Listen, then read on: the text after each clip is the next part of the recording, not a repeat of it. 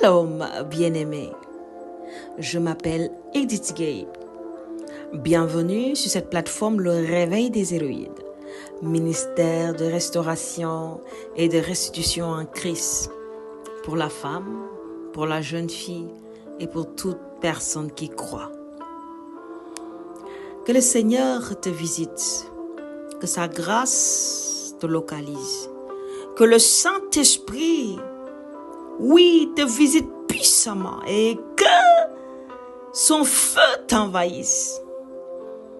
Que son onction soit sur toi et qu'il te fasse du bien. Au nom de Jésus. Amen. Bien-aimés, nous poursuivons notre thème du mois qui est explorer pleinement le potentiel de notre nouvelle naissance. J'espère que tu as pu écouter et réécouter nos différents partages de la semaine dernière. Si tu ne l'as pas fait, bien-aimé, je t'invite à le faire, car le Seigneur a certainement une parole pour toi. Aujourd'hui, nous allons partager de la nouvelle naissance.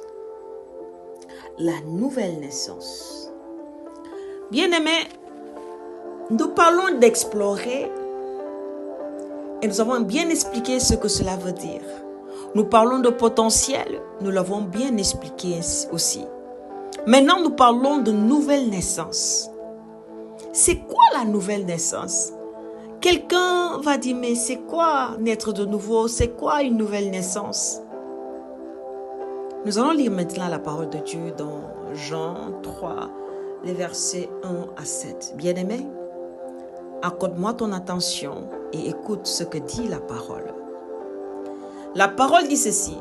Mais il y eut un homme d'entre les pharisiens, nommé Nicodème, un chef des Juifs, qui vint, lui, auprès de Jésus de nuit et lui dit, « Rabbi, nous savons que tu es un docteur venu de Dieu, car personne ne peut faire ces miracles que tu fais si Dieu n'est avec lui. » Jésus lui répondit, « En vérité, je te le dis, si un homme ne naît de nouveau, il ne peut voir le royaume de Dieu. » Jésus lui répondit et dit, « En vérité, je te le dis, si un homme ne naît de nouveau, il ne peut voir le royaume de Dieu. » Nicodème lui dit, « Comment un homme peut-il naître quand il est vieux? Peut-il rentrer dans le sein de sa mère et naître? » Jésus répondit, « En vérité, je te le dis, si un homme ne naît d'eau et d'esprit, il ne peut entrer dans le royaume de Dieu. Ce qui est né de la chair est chair, et ce qui est né de l'esprit est esprit. Si un homme ne naît d'eau et d'esprit, il ne peut entrer dans le royaume de Dieu. Ce qui est né de la chair est chair, et ce qui est né de l'esprit est esprit. Ne t'étonne pas que je t'ai dit, il faut que vous naissiez de nouveau. Il faut que vous naissiez de nouveau. Il faut que vous naissiez de nouveau. Il faut que tu naisses de nouveau. Oh! Si un homme ne naît de nouveau, il ne peut voir le royaume de Dieu. Si un homme ne naît de nouveau, il ne peut entrer dans le royaume de Dieu. Jésus va donner ici la définition de la nouvelle naissance. Nicodème va parler de manière plus, ordinaire en disant, comment un homme peut-il naître encore s'il est déjà vieux? Va-t-il encore entrer dans le ventre de sa mère? Parce que c'est un langage que l'humain est incapable de décoder. Comment tu peux naître? Tu as grandi. Tu as fait tes choix de vie. Tu es devenu un adulte responsable. On te dit que tu dois naître de nouveau. Et tu te dis, mais attends, veux-tu ma mort? Veux-tu que je retourne dans le ventre de ma mère? Mais pour cela, je dois d'abord mourir. et après revenir parmi les vivants? Non, c'est pas ce que la parole de Dieu dit. Nous ne sommes pas en train de parler de la telle personne qui était morte, elle est revenue. Non, nous parlons de la nouvelle naissance. Et Christ va le définir en disant, c'est naître d'eau et d'esprit. Naître d'eau et d'esprit. Naître d'eau, c'est-à-dire par les eaux du baptême. Le baptême, les eaux du baptême signifient ceci. J'ai pris conscience de mon état de pécheur. J'ai pris conscience que le péché adamique est attaché à moi.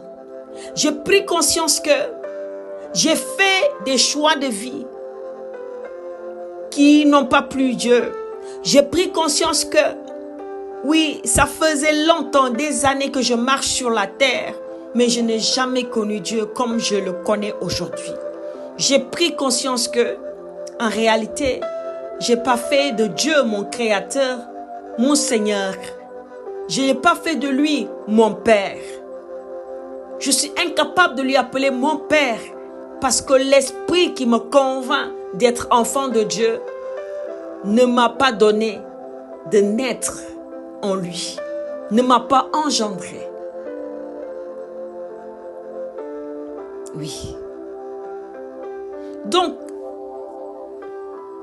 nous parlons d'eau en parlant du baptême. Le baptême d'eau, le baptême de confession. Bien-aimé, quand Jean-Baptiste baptisait, la parole de Dieu dit qu'il baptisait en disant « Repentez-vous, repentez-vous, repentez-vous, le royaume de Dieu est proche, repentez-vous, changez de vie. » Et les gens venaient, ils venaient en masse, convaincus de leur état de pécheurs, convaincus d'être des pécheurs, convaincus d'avoir besoin de Dieu. Et ils sont là en disant, je me repens. Je confesse que je suis pécheur. Maintenant, j'accepte d'entrer dans les eaux du baptême pour être lavé. Et que mon ancienne vie soit enterrée par les eaux du baptême. Et que je puisse sortir de ces eaux étant une nouvelle personne. Une nouvelle personne. Jean était en train de montrer comment la repentance se fait de manière spirituelle. Comment l'être humain qui a accepté de se repentir est accepté par Dieu et vu par Dieu. Le baptême d'eau est comme si on te décrivait de manière spirituelle ce qui se passe réellement à l'intérieur de toi. Quand on te baptise d'eau, tu es plongé dans l'eau, tu en ressors comme si on t'a enterré pour te ressortir. Cela est en train de transcrire spirituellement ce qui se passe dans l'esprit. Notre ancien homme est enfui et disparaît. Et nous ressortons de l'eau étant devenu un être nouveau qui a enfoui ses péchés, qui s'est débarrassé de ses péchés, s'est détaché de ses péchés, de ses souillures, de ses impuretés, impudicités, toutes sortes de maux, de méchanceté, pour devenir une personne lavée et acceptée par Dieu. Ça, c'est le baptême d'eau. Maintenant, il a dit naître d'esprit. En parlant de l'esprit de Dieu, c'est-à-dire le baptême d'eau qui est le baptême de repentance, te donne d'être un homme nouveau, un homme changé, c'est-à-dire un homme sur qui il n'est plus écrit pécheur, condamné. C'est par ta foi en acceptant Dieu, en acceptant Jésus dans ta vie. Tu as pris conscience que tu as besoin de Dieu, tu te repens de tes péchés et tu passes par les eaux du baptême et tu en ressors étant une personne purifiée. Maintenant, le baptême d'esprit, qu'est-ce qu'il va faire? Il va engendrer ton être intérieur. pour devenir quelqu'un de nouveau. Ton esprit a été renouvelé.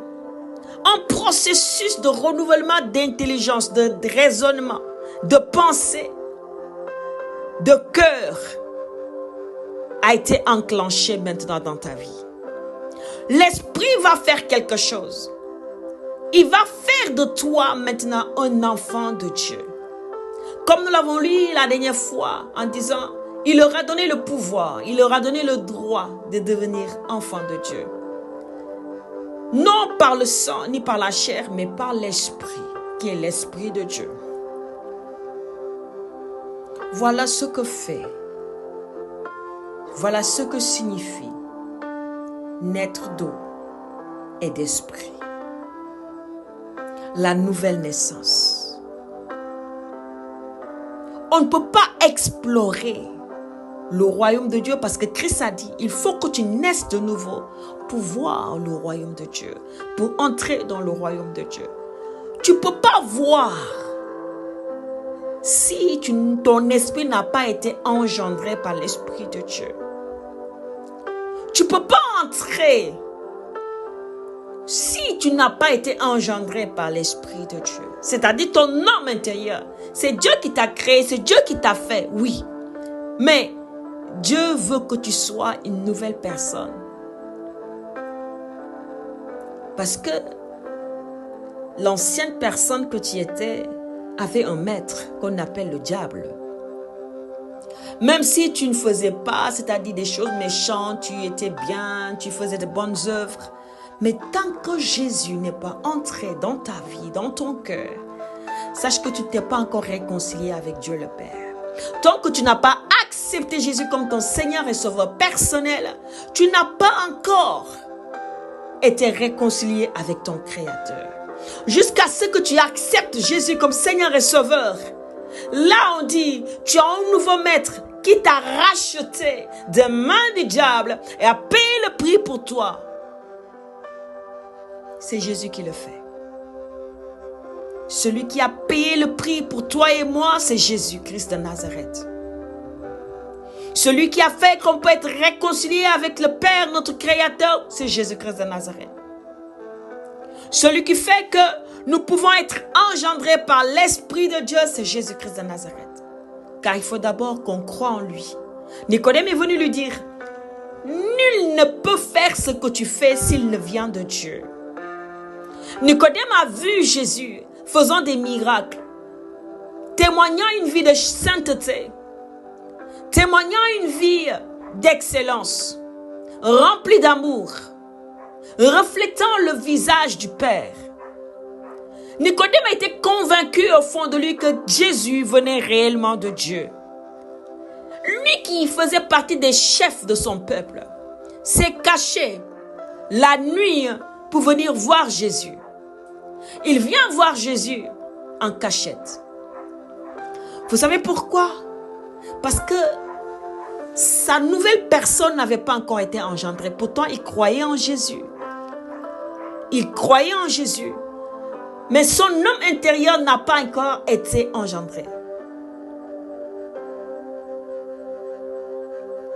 Son homme intérieur n'a pas encore été engendré par l'Esprit. Donc la peur était avec lui. La peur du regard des autres, de ses collègues, des chefs du peuple, des autres anciens, des sacrificateurs, de toutes ces personnes, ces docteurs de la loi. Il avait peur de comment ils allaient le juger, comment ils allaient le regarder. Il s'est caché la nuit pour aller voir Jésus et lui dire qu'il croyait en lui, qu'il croit que Jésus vient de Dieu. Même si ses collègues disaient le contraire, je crois en toi, parce que nul ne fait ce que tu fais si Dieu ne l'envoie, si Dieu n'est avec lui, s'il ne vient de Dieu. Mais Jésus pouvait lui répondre par rapport à ce discours-là. Oui, Nicodème, c'est vrai, je viens de Dieu. Écoute, tu as raison, c'est Dieu qui t'a révélé cela. Je viens de Dieu. Mais Jésus-Christ a changé le discours à une autre nature. Parce qu'il sait que Nicodème croit désormais en lui.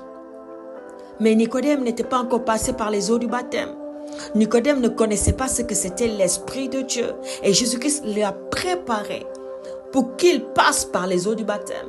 Et que quand l'Esprit va visiter l'Église, le jour où il s'en ira vers le Père, que Nicodème puisse recevoir l'Esprit de Dieu et devenir enfant de Dieu. Et Jésus va lui dire un discours complètement en déphasage de ce que Nicodème est venu lui dire. Nicodème lui parle de « je sais que tu viens de Dieu » et Jésus lui parle « tu dois naître de nouveau ». Nicodème lui dit « je crois en toi ». Jésus lui dit « tu dois naître de nouveau ». Nicodème lui dit « je sais que tu viens de Dieu ». Jésus lui dit « tu dois naître de nouveau ». Et Nicodème s'arrête pour dire « un vieux comme moi, comment puis-je naître de nouveau ?» Et Jésus lui dit « si tu n'es pas de nouveau, tu ne peux entrer dans le royaume de Dieu. Si tu n'es pas de nouveau, tu ne peux voir le royaume de Dieu. » Et Jésus va lui donner la clé. Il faut naître d'eau et d'esprit. Alléluia. Saint-Esprit, je t'implore.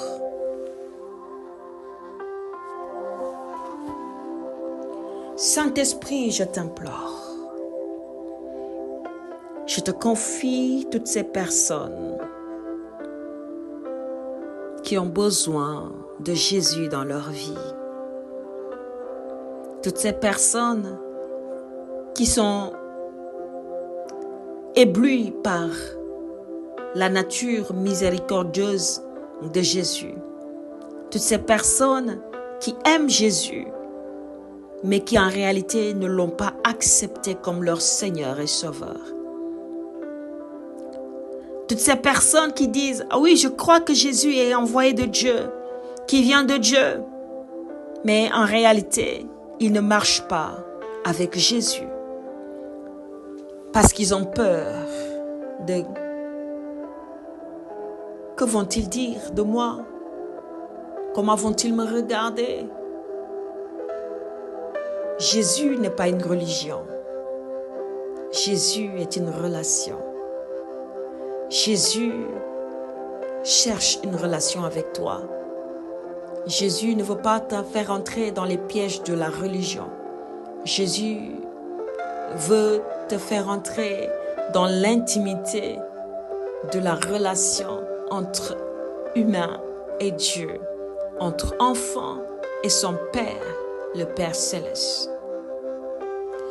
Je te prie de toucher ces cœurs qui ont entendu l'évangile et qui s'y étaient endurcis. Car ils ont besoin de naître de nouveau. Il faut qu'ils naissent d'eau et d'esprit. Alléluia.